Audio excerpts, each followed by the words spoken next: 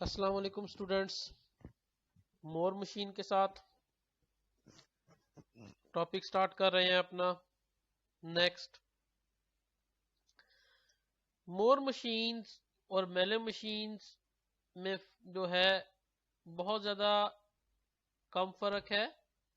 मोर machine में जो आपके पास जिस तरह मेले मशीन में सेट पाया जाता है फाइनाइट स्टेट्स का, फाइनाइट नंबर ऑफ स्टेट्स के सेट पाया जाता है, क्यू यहाँ पे भी पाया जाता है। यहाँ पे भी इनिशियल स्टेट क्यू नॉट होती है, यहाँ पे भी इनपुट अल्फाबेट होता है, यहाँ पे भी आपके पास आउटपुट अल्फाबेट सेट होता है।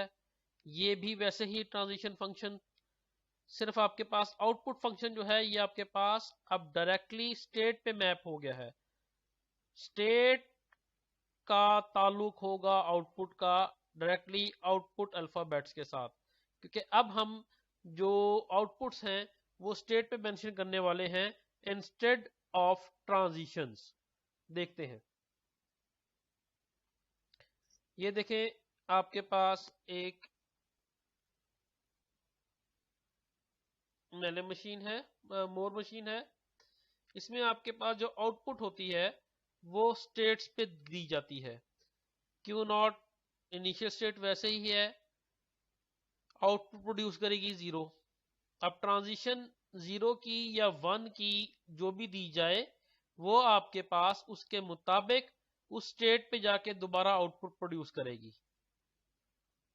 लेकिन इसका नुकसान ये होगा कि ये हमेशा आते साथ विदाउट टेकिंग एनी इनपुट पहली इनिशियल स्टेट पे जो आउटपुट होगी वो प्रोड्यूस कर देगी।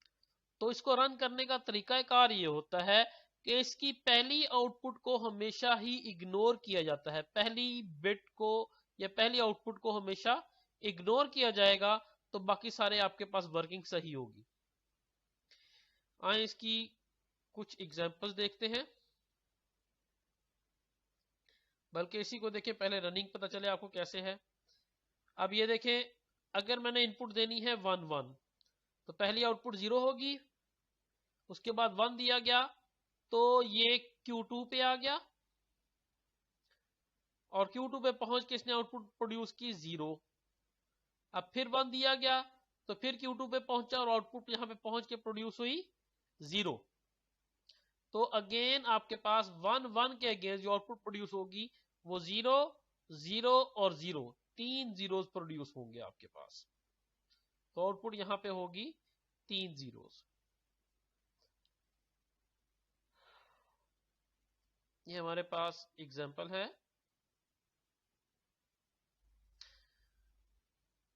अब हमारे पास हमें मोर मशीन चाहिए जो कंप्लीमेंट दे इनपुट बाइनरी सीक्वेंस का। ये देखें, इनपुट बाइनरी सीक्वेंस का अगर कंप्लीमेंट चाहिए हमें करना वही है कि 1 के अगेंस्ट 0 और 0 के अगेंस्ट 1 पास करना है। अब इनिशियल स्टेट आई, उसने क्यू नॉट इनिशियल स्टेट है, अभी मैंने कोई इनपुट नहीं एंटर की है, फिर भी आपके पास ये 1 प्रोड्यूस हो चुका है। ये 1 प्रोड्यूस हो गया। अब आपके पास इस क्यू नॉट पे 0 दिया गया। अब ये एक सीक्वेंस है जिसको मैं इनपुट दे के चेक कर रहा हूं कि आया कि ये सही से आपके पास जो मोर मशीन है वो वर्क कर रही है या नहीं कर रही। क्यू नॉट में 0 दिया गया तो क्यू नॉट में 0 दिया गया, आउटपुट स्टेट क्यू नॉट ही रही, और यहां पे पहुंच के आपके पास पता चला कि उस स्टेट पे आउटपुट क्या आएगी 1। तो क्यू नॉट में 0 दिया गया, आउटपुट स्टेट क्यू नॉट, और आउटपुट क्या आई 1। क्यू नॉट में 0 दिया गया, अगेन क्यू नॉट ही आउटपुट स्टेट आई और आउटपुट 1।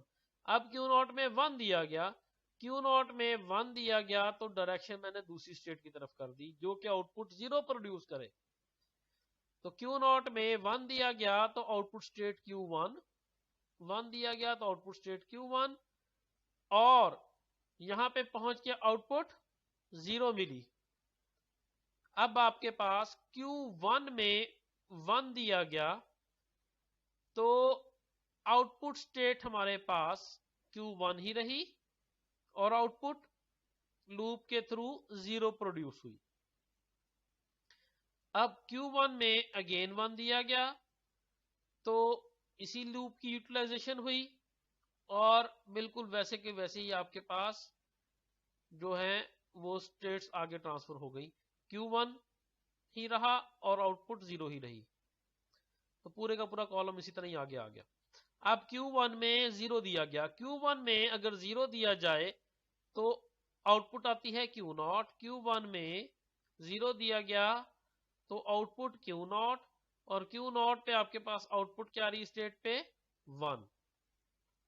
अब Q0 स्टेट पे रहते हुए आउटपुट दी गई 1, तो Q0 स्टेट पे रहते हुए आउटपुट दी गई 1।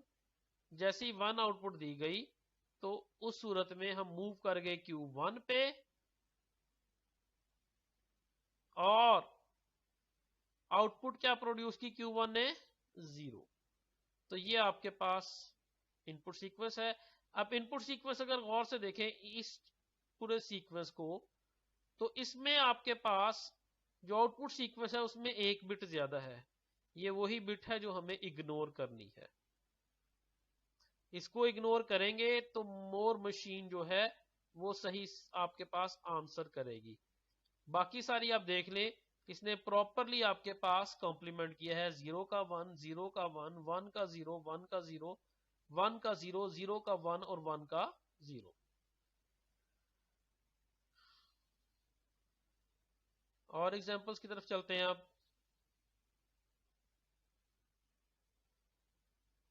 एक मोर मशीन डिजाइन करनी है जो कि आउटपुट प्रोड्यूस करे AA B पे,